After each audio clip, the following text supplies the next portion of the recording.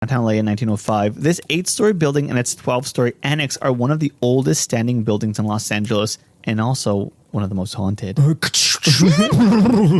Yeah, I forgot that they have a second location. Yeah. That's kind of weird, right? It is kind of weird. Spooky. What I was going to say when you were talking about your story scaring you, I have a weird fact in mind that it is so unsettling. And it's not even a spooky, scary thing. It's just like, I'll just have to get to it. I feel like you'll know it when you hear it. Yeah. Well, when the goose flesh takes me, I'll know. Long abandoned when glamour went even wester, the rooms of the Alexandria within the confines of the old Broadway Theater District within downtown Los Angeles are a Russian doll of haunts. Okay. The Alexandria Hotel was named after because they star what's her name? Big-haired Muppet-like lady with a raspy voice. Natasha Lyonne. Thank you. Yeah. Muppet lady. Jesus. Poker face herself. The titular poker face, Natasha Lyonne. The slum of Beverly Hills herself. Spokesperson for Gap or whatever she's doing. Old Navy, I think. The Alexandria Hotel was named after the owner of the hotel, Harry Alexander, who I could only find one fact about. He owned the Alexandria Hotel. He was a ghost. What an obit. It was designed by John Parkinson, father to many of our landmarks, along with his son Donald and partner Edward Bergstrom. The group also designed City Hall, Union Station, the Coliseum, some of the buildings at USC, wow. Bullock's Wilshire, and the Roslyn, which is also in downtown. Wow. Yeah. That's heavy hitters. Can I steal that resume? Yeah, it'll look good on a resume if you said you helped build, designed City Hall as a PP and balls. I went CSUN 2006 to 2011, designed the USC Coliseum. Yeah, not a big deal. President of Central America and also This America. Host of This American Life. Yeah. I also invented radio, did I tell you? Parkinson arrived in Los Angeles from Seattle in 1894 and got right to work designing the steel-framed Homer Laughlin building, which now houses the Grand Central Market on Broadway, and the Continental building, which he built in 1902. Which was LA's first, what is called skyscraper, which is on Spring and 4th. It was like 10 feet tall. Yeah, it was literally like 3 floors. Wow. Yeah. Wow. Ask God how it looks from up there. And I thought the Tower of Babel would never be built. This was the mayor talking. This was of the Los mayor, Angeles. Yeah. It was Mr. Ed. Their third building in Los Angeles would be the Alexandria Hotel, which at the time, 1905, 1906, was scaring the crap out of his dogs. That was very scary to me to hear. Mark. 1905, 1906, the Alexandria was the most luxurious hotel in Los Angeles. Wow. Designed by Parkinson, I believe that's the name of the group. The site Parkinson, and He Who Shall Not Be Named. The site itself was developed by a real estate group called Billicky Rowan Fireproof Building Company. The owner, AC, I think it's Billicky, was a millionaire who later died on the Lusitania. Oh, that's another thing we were talking about before the show started. That's why weird. It was on the tip of my tongue. Huh, that's strange. Because you thought my grandma died on the Lusitania. But it was... But it turns out she was on a different boat and didn't die. No, she survived the Lusitania. Yes, she survived the Lusitania and swam straight onto the Titanic. Yeah, and then she lifted both boats out of the ocean on her shoulders. And then she flew in time. She flew around the earth backwards and saved Lois Lane. That's my grandma. What can I say? No big deal. I'm made from a better DNA. It's not from I'm not of this world. So the Alexandria, 160 tons of construction steel was used, and that would include 2 incredibly modern features. The Alexandria would be fireproof, rare in Los Angeles, and earthquake-proof. It's still standing, isn't it? Yeah. Yes. Sure. I haven't been there in a minute.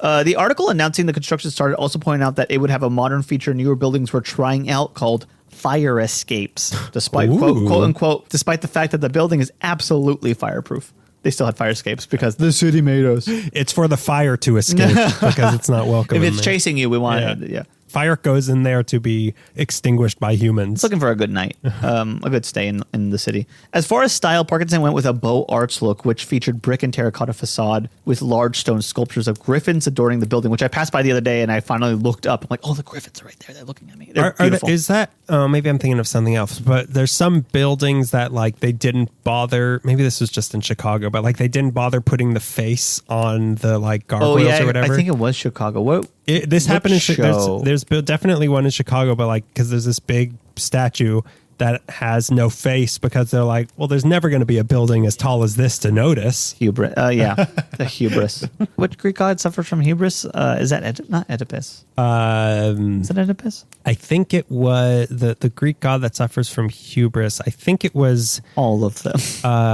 Mr. Ed? It might have been Mr. Ed, Mr. Dead. Yeah. Spooky season. R.I.P. Mr. Dead. The marble entrance to the hotel has massive marble columns reaching 2 stories connecting to the ceiling, which was decorated with gold leaf. They used fairy lamps and electric lights, not to brag, which were new, and they lit the place. In the basement, there was a commissary and winery that would accommodate the Broadway theater crowd well past midnight. They spent $2 million in 1906 building this. I think $1 million building it, another $1 million furnishing it, which in 2023 is over $60 million. Yikes. To rent a room, $100,000. And they made their money back in a month and closed. The end. There were 362 guest rooms, and 500 guests could be accommodated in the 8-floor urban palace. Opening night, February 10th, 1906, more than 5,000 visitors came to see the new luxurious hotel when the doors opened to the public. I love that. I love that back in those days, it was like that's what people did. Yeah. Like there's a barn open. Like this building has an escalator. Earl bought a new cow. I know what we're doing this weekend. Get dressed up. Find a babysitter. The building, it was all inspiring for 1906. Even now, I mean, it still is. Like, it's still astounding. The photos even I've seen recently. Although kind of mostly run down and kind of dark, it's still like, wow, they built this in 1906. The manager of the Alexandria, S.J. Whitmore, said, this is a weird quote, it has no place in here, but the people of this city have shown themselves to be as competent and rapid as any class of business people in the world. What? Okay. Is that a put down? I thought they were really stupid. Is there like a /S at the end to signify he's being sarcastic, or what is he trying to say? In 1911, when the city ordinance passed allowing buildings to go past a certain height, the real estate group rushed out and bought the adjoining lot. Among the owners of the adjoining lot was the cursed Meyer Brewing Company. Oh, okay. That's another weird thing. Yeah, the big oak tree. The big oak tree, the cursed. Yeah, that crushed a bunch of beer. It's cursed. And they smited a tree, and they would live to regret it. So at that site, the adjoining lot, they built a 12-story structure next door and was incorporated into the building and becoming the Alexandria Annex. And that included its most luxurious ballroom known as the Palm Court, the crown jewel of the Alexandria Hotel. It has its own Wikipedia page, and it's long. It's like longer than the page for the hotel. When you're a ballroom, that's how you know you've made it. That's the top achievement there. Is it Palm or Pong? Palm. Okay, Palm. so it's not like boop, boop, boop, boop, boop. Yeah, you got a better pace than me. Yeah. I'm a little better at it than you. No, you gotta go fast. You gotta go fast. When you get one beep, I get 2 beeps on you already, okay? Don't challenge me. I know what's going on. The ballroom itself on its own is designated as a historic cultural monument. Like the Alexandria Hotel is, but also separately the Palm Court is. I think we might have looked at that for our wedding as a possible venue, but it was kind of like, I'm going to make my whole family go that close to the Cecil Hotel. Yeah, I'm going to make my entire family go to 5th and Spring. Everyone pile in here. Yeah. We'll shuttle you from the Cecil Hotel. We'll helicopter you in. It's been called several times the most beautiful room in Los Angeles. Maybe at the time, more appropriately. Have they seen this room? Have they been to my apartment? Have they been to the new Vista? To skip ahead for a moment, during World War II, the Tiffany stained glass skylights of the Palm Court were covered with black paint. Beautiful. Beautiful. That's what they were meant for. So that's what this was missing. So this was Did they fix it afterwards? No, they just left it. They left it. So what? We like the vibe it gives. It is much better for a rave, which is what they did there in the 90s. This was the finest hotel in Los Angeles at the time, and it drew in an elite patronage through the years, which included, if you remember, Max Sennett, who traveled west with Mary Pickford in Biograph Studios. He spent a lot of money renting a room here where he wanted a full bath, so he stayed at the Alexandria. Our girl Mary Pickford and our stepdad Douglas Fairbanks stayed there, as did the other United artists, D.W. Griffith and Charlie Chaplin. Tom Mix once rode a horse into the lobby onto what's called $1 million carpet. It didn't cost $1 million. It was called $1 million carpet because $1 million worth of business was done there every day, they said. By the horse? By the horse. Yeah. I'll make this. Well, how about we bump off 100,000? If the horse passes gas when you propose an idea, that's how you know you've made $1 million. Not horse, the mayor. President Theodore Teddy Bear Roosevelt was hosted there, as was weird. Rudolph Valentino was a frequent. King Edward VIII of England, I believe, stayed there. It's also been disputed that he stayed there. Okay. Boxer Jack Dempsey and a young Winston Churchill. That's not possible. Winston Churchill was in Los Angeles? In the early part of the 20th century, yeah, probably. Huh. What was he doing here? Was he an extra in like a Charlie Chaplin movie? Yeah, I think that's what he was doing. He watched the Great Dictator and was like, I got to put an end to this. He might be the kid from The Kid. I'm getting all my Baldwin confused. Wait. Was Winston Churchill cousin Lurch? Or not cousin Lurch? Cousin Uncle Fester. Uncle Fester, cousin Lurch. You are. Was he Eddie Munster? You're better than this. It was almost a funny thing. It was funnier. It was funny. What an old man thing that was that you just said. Wait a minute. Yeah, I tell you what. In my day, they didn't read off a paper. The words just came to you. William Howard Taft delivered a speech on international peace at a banquet at the Alexandria. In 1912, the city leaders celebrated Harrison Gray Otis's birthday in the Palm Court. Many Hollywood, Broadway, and entertainment parties were held in the Alexandria. It was said that the lobby was often full of fans and paparazzi waiting to see a star, the Gelson's Market of its day. The heyday of the Alexandria lasted a little over a decade. They say from 1911 to 1912. Well, what could have possibly happened in 1923 that would steal the Alexandria's thunder? Well, in 1923, not even a mile away, 0.8 mile away, maybe 5 or 6 blocks from 5th and Spring was a brand new Biltmore Hotel, Millennium Biltmore Hotel on 5th and Olive. And you think, well, the population in Los Angeles is growing as is tourism and Hollywood is exploding. So not only are visitors here, but like some potential investors in town, surely there's enough room to accommodate everybody with 2 hotels. No, we're just all going to stay at the Biltmore. No, we don't really want it. Oh, Alexandria, that's last decade. We go to the Biltmore now. We got a discount if we all stay there. We picked that one. Los Angeles in the 20s, as we said many, many times before, population boom become a modern city. So hotels were popping up everywhere. The Cecil, the Roslyn, the Ambassador went up in the early 20s. And it was hard to compete with all these new hotels that were also gunning for the most luxurious hotel in town. Right. And the Cecil. Ooh, get me there. Ugh. And also people were starting to live here now. Houses in Hollywood and the city was shifting everywhere. As we learned in the Broadway theater episode, the city was shifting in all different 10 directions. years ago. Yeah. All this. And then the Depression hit. 1929, they had to sell their famous Turkish carpeting. Oh, not the Turkish carpeting, but the horse. The horse. What is the horse going to do it on it? The boss of the glue factory now. They sold the $100,000. It said silver service. I wonder if they mean silverware. Oh, there's a silver surfer. They sold silver.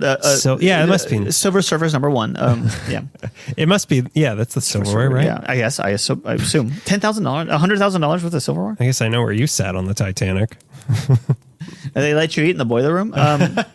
You had to eat off of wood. You had wood service in the boiler room. And they also sold off the $5,000 chandeliers. They even stripped the gold leaf covering off the mezzanine lobby and sold it for $50,000. All this to no avail. The Alexandria had to close its doors because of hard times in 1934, but it reopened in 1938 thanks to the new owner, movie producer Phil Goldstone. More on him later. Okay. Attendance dropped through the decades and it sold again in 1954, trading Art Deco glory for mid-century modern, and much of the basement and shopping areas were converted to parking lots of the old alleyway. The Palm Court Ballroom briefly held a boxing ring, which had some appeal, but quickly wore out its welcome. Ownership traded hands through the decades, each one trying in vain to reclaim Alexandria's glory to no success. One remodel in the early 70s was trying to restyle the Alexandria to neo-Victorian, which sounds like promising, but it didn't last. The hotel hobbled along through all of this. In the early 60s, the Alexandria was listed in the Green Book as a safe place for Black people traveling through the country. Interesting. During that time, the hotel hosted performances by Dinah Washington, Ike and Tina Turner, Cassius Clay, and Aretha Franklin. Cassius Clay gave a performance. He gave watch me destroy this peewee, this little pipsqueak. I'm going to beat him to a pulp. Cassius Clay for lovers. A civic rally for Malcolm X. Cassius Clay beats the classics.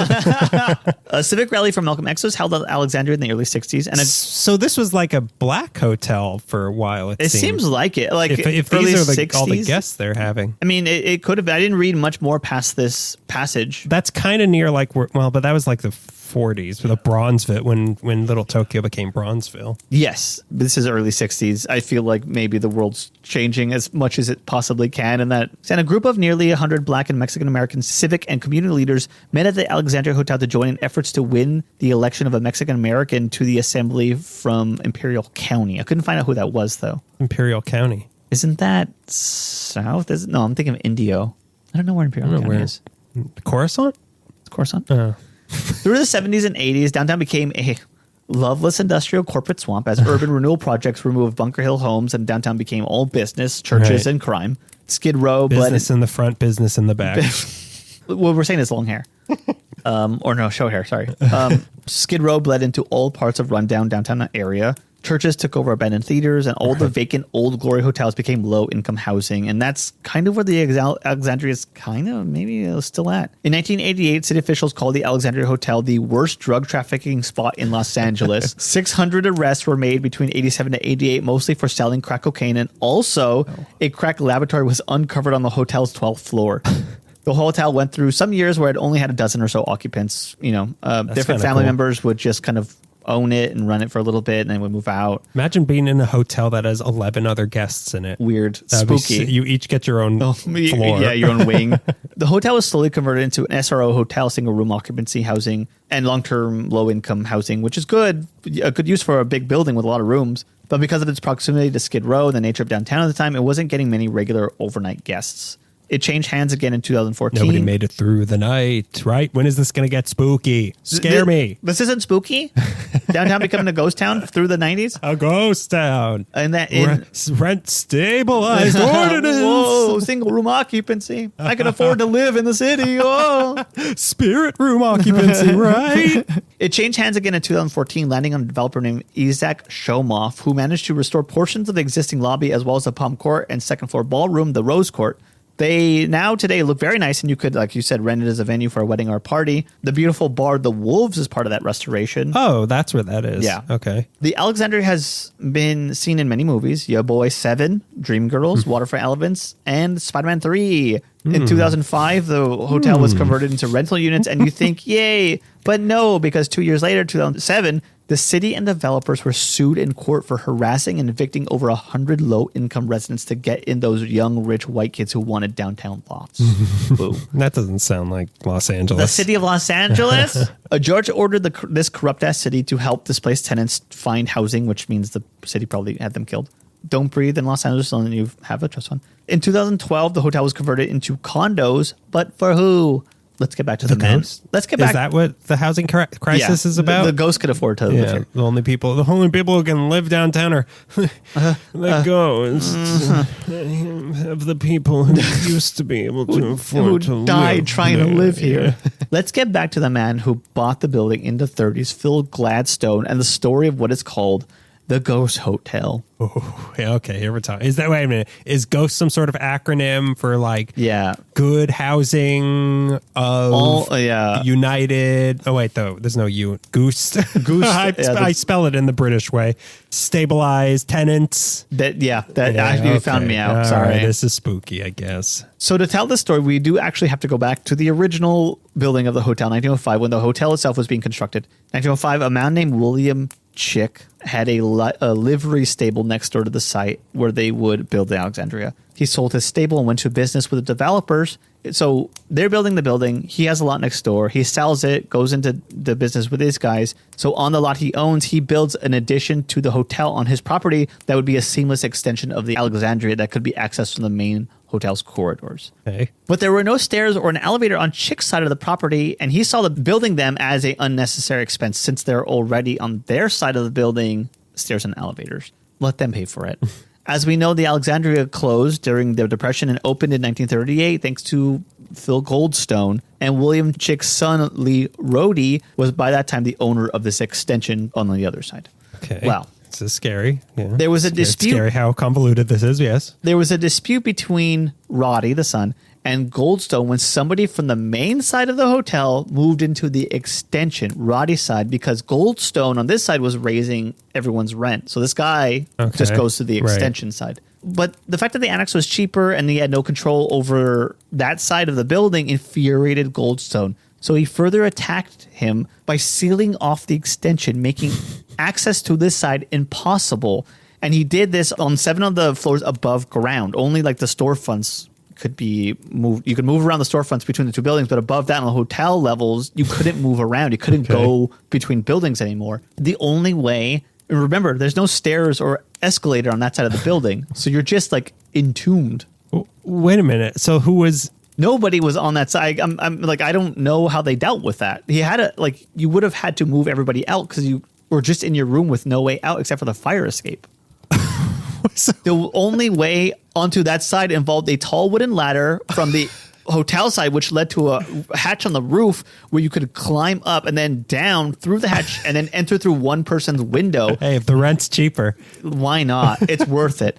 With all the groceries, just doing that to a two grocery run. Make sure you get things that are throwable so you can just toss them straight through your window. And then you I guess you'd have to go from floor to floor through the fire escape. Okay. This side and its 35 rooms are referred to as the Ghost Hotel. Not necessarily haunted, just creepy and weird. As it's just like all these rooms. Do people stay there? No, nobody stays there now. But because that's weird. Nobody stays there, they are rooms, and it's a time capsule to the 30s LA because that's so weird. So I have no idea. I want to see these rooms so bad. Yeah, crack it open. Al Capone's safe. Hang on, get Geraldo Rivera. We got to crack this thing open. I bet there's just like a mountain of rats in each room. There has to rats be. From the 40s. Yeah, rats from the 40s. They're just like smoking and they say racist things. And they're like, it's normal. I don't think we should get involved in the war in Europe. That's what all the rats have been saying for 80 years. Yeah, that's the weird thing that's odd. More than the hauntings or the deaths, the fact that there's 35 rooms sealed off that it's a time capsule to the 30s is so unnerving to me. And that it was done, it's caused by such a petty dispute. It's so funny. It's so funny to me. So this is like if Lucy had a lot of money, if Lucy was a land developer. Yeah. Fred dies. Yeah, she takes over the Fred's building. job. And instead of putting tape down the middle of the room when her and Ricky are having a fight, she just seals him off. I've got a cask of Amontillado, Ethel. Ethel, come down. We have a new dress. I have a new hat. What's the old lady that lives above Mrs. Trumbull? Mrs. Trumbull. Mrs. Trumbull. Mrs. Trumbull was slowly sealed up in her apartment alive. So let's talk about the deaths at the Alexandria Hotel. Okay, please. There are many deaths over the 118 years of the Alexandria's long life. Many more than I have listed here, and some are in strange clusters. Oh, weird. I got a majority of these by way of Craig Owen's book, Haunted by History, if you're curious about the good... former guest on our show. On this show. Mm-hmm. We had an episode with him. He's a good friend. If you're curious about a good LA history book that involves ghosts and great photos, then check out Haunted by History. There was a labor dispute. This is like, according to him, as far back as I could track some of the first deaths, or maybe the first death. There was a labor dispute during the construction of the annex in 1911, which resulted in iron and other metal workers going on strike and picketing outside the Alexandria. In response, the LA City Council very gracefully and compassionately banned picketing very soon after. They're going to say sealed them in their homes.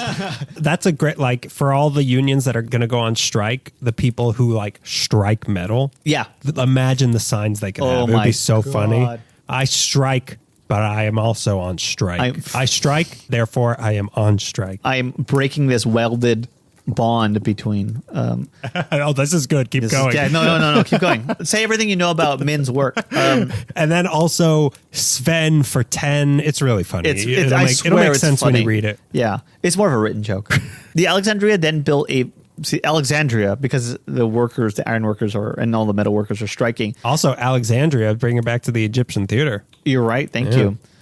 Sure. You're welcome. Sure. The Alexandria then built a 14-foot fence around the annex to keep the scabs safe from picketing workers. Please protect the scabs at all costs. Don't pick what would we do without scabs? Please don't pick at the scabs. On September 2nd, 1910, a non-union worker / scab named Louis Jeffries, nephew of boxer Jim Jeffries, not that one, was killed when a hoisting derrick collapsed and fell on him. Which derrick? A hoisting derrick. Derek Jeter? Yeah. Not that one? Derek Jeter killed the nephew of Jim Jeffries. Okay. So that might be... Hey, this is, this is what they were striking about. Yeah, pretty much. The next day, another non-union worker named Mark Berkowitz died when a defective... Not that one. Died when a defective hoisting derrick caused him to fall off a second-story girder and into the basement of the annex. He died then. Oh. Around the time of these deaths... What a horrific death. Both to of these. Fall from... Yeah, to be crushed by a girder and to fall off... Into a There's basement. one thing scarier than falling off of a girder. It's being crushed by a girder.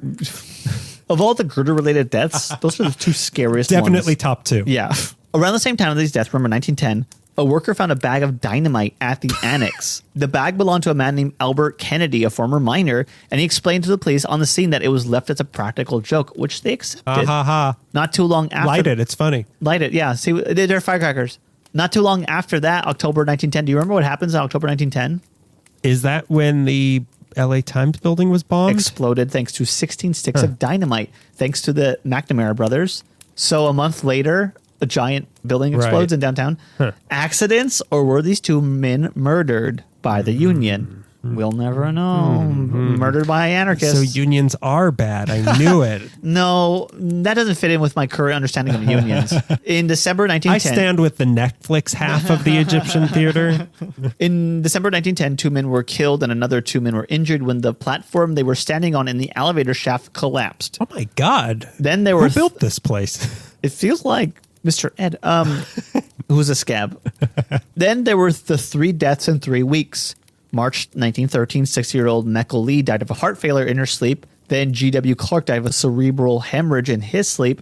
Finally, March 18th, 21-year-old Marjorie Sullivan was discovered by her mother and sister in the morning having died of heart failure due to phytitis, or basically it's tuberculosis. Mike Tyson? Yeah, basically tuberculosis. Okay. Also died in her sleep. All right. That's weird. That happens. It's weird for it all to happen in a week or whatever. 3 of them in the span of, what did I say? 3 weeks. 3 of them in the span of 3 One weeks. a week. That's a bad average. That's a bad average.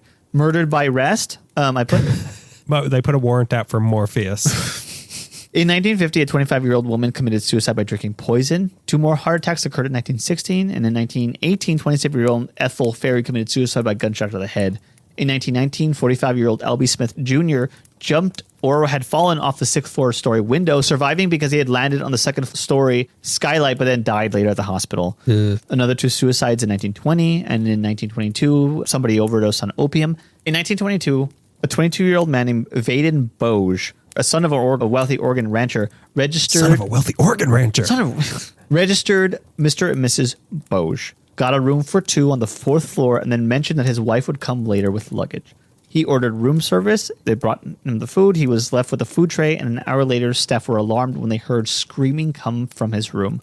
He ran out saying that he had been poisoned. He collapsed and died. Oh, weird. And his wife wasn't there yet. No. One of the coffee cups was half empty. The other contained cyanide. There was no indication that a woman had ever been present in the room with Boge, nor were there any eyewitness accounts of anyone being seen with him. The newspapers reported the police were searching for a ghost woman. Later, detectives learned that Boge was not married and had no interest in women. Family claimed he was depressed and possibly suicidal. What do you mean by that? What man doesn't have interest in women? What are you trying to say? I don't understand. So he was all man.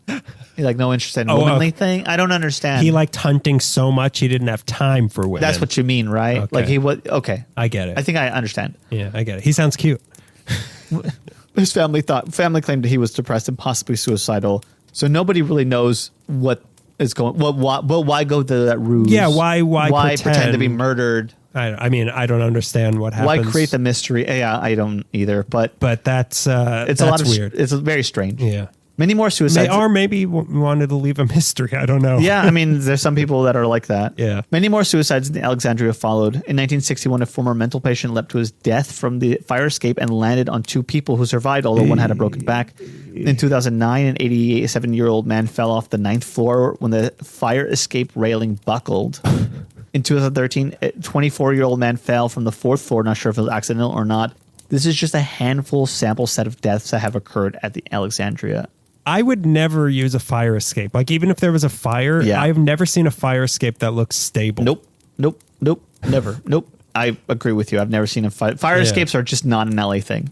Not really. No. Yeah, that's weird. Yeah, it is very weird because I watched Rear Window. I'm like, I want that life, but do I? Yeah, how are we supposed to get out of a building if there's a fire? We'll call our landlord, and in 9 weeks they'll. If you listen write to a our letter voicemail. to the city council, they're gonna say a few racist things about you, but then they'll pass an ordinance to help you. Yeah. They'll message you saying they listened to your voicemail, and then that's the last. That's the end of it. The last thing you hear is a recording from Kevin DeLeon saying, "I appreciate your concern," and then he follows up with a racist thing. Yeah. I appreciate your concern, you. Yeah, and then he'll kind of just take a stab at what you are. Yeah, you hear a wheel spinning. Yeah. I have a problem with you. Southern German. And it's just like a robotic voice. Swedish people.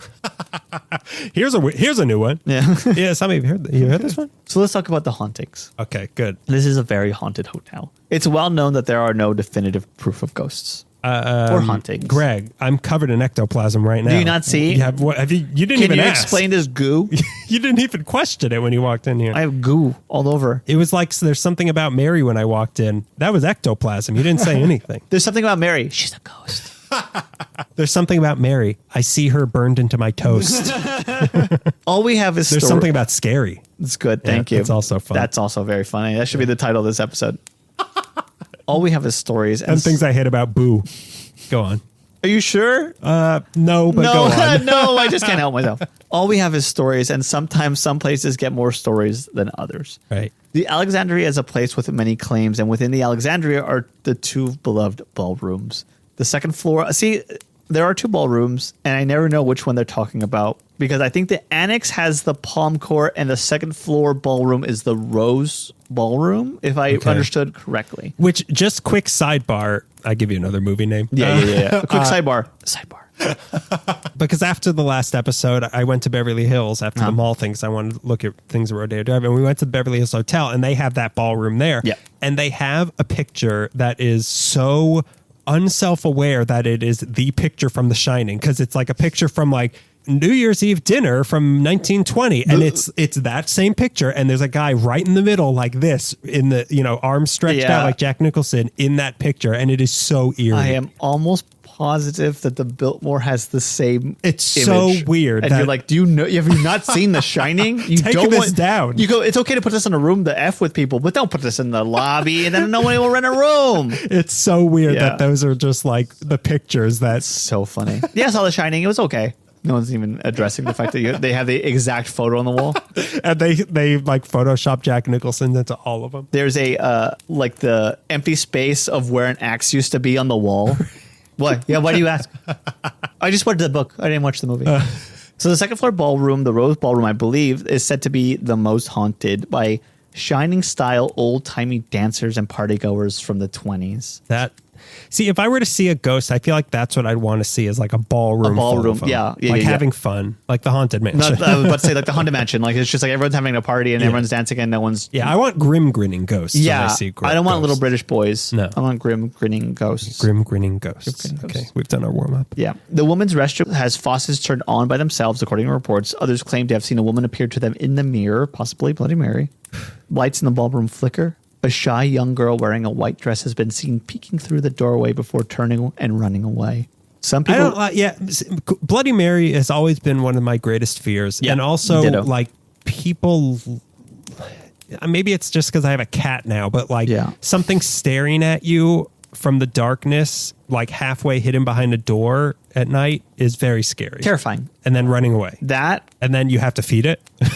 Then I got to get up and figure out what it has in the mouth. I have to get up and scoop its litter. Literally, I think the scariest thing is someone standing. Were you waking up to someone standing at the edge of your bed? Is maybe the scariest thing. Yeah, because you've had sleep paralysis before. I have had that, and I've also woken up to see a silhouette. It was just my mom standing there, but I've woken up to a silhouette at the edge of the bed, being like, "This is it for me. This is the last thing. I'll be explaining in the afterlife that that's the last thing I saw before I was ripped in half. I made waffles. Not more of a pancake guy." Some people claim to get odd headaches in the ballroom. Some people hear unexplained music coming from the ballroom. A paranormal team reported mirrors flying off the walls in one of the rooms, lights turning themselves on and off. Some people claim Valentino's room on the 12th floor is haunted. They get chills in front of his suite. It's said that an angry teen male haunts the chaplain suite on the 11th floor, doors shut by themselves, which is not the chaplain I know. Teen male? Still male? In chaplain's room. I mean, teen something else, but not a teen male. Maybe he's the teen male. Doors shut by themselves there, which is how you know it's an angry young man. And you can hear the faint shout of, "But I want to play Counter-Strike, Counter-Strike." Yeah, Counter-Strike. You can hear the faint sound of Blink-182 coming through the other side of the wall. The girl at the rock show. There are cold spots throughout the entire building, but many say they feel the sensation in the Palm Court. Residents reported hearing banging sound, bursts of cold air blowing through their rooms in the middle of the night with no access points, or like no windows, no doors open. Some people have reported a dapper man dressed in 20s clothes reading a newspaper while sitting at a table. Others have seen a shadowy figure moving through the parking garage, which might just be like any program. Well, that's Deep Throat. Yeah. He wants to tell you something about Nixon. He's got the scoop. The basement is said to be haunted by the ghosts of two former mobsters, Larry and Gus, who make regular appearances. One person speculated that Gus was a hitman from the old Ciro's nightclub on Sunset, which is now the Comedy Store, also one of Gus's favorite haunts. Johnny Tightlips over here, spilling all the information. Yeah, another ghost. Yeah. A lot of speculating going on in that. Some former guests have reported being disturbed. This ghost is like ratting on other ghosts in heaven. You won't believe the things I saw. Yeah. I don't remember a single mobster's name. You won't believe, but Walk on Water Jesus up there is doing. He's skimming off the top of God's pachinko racket.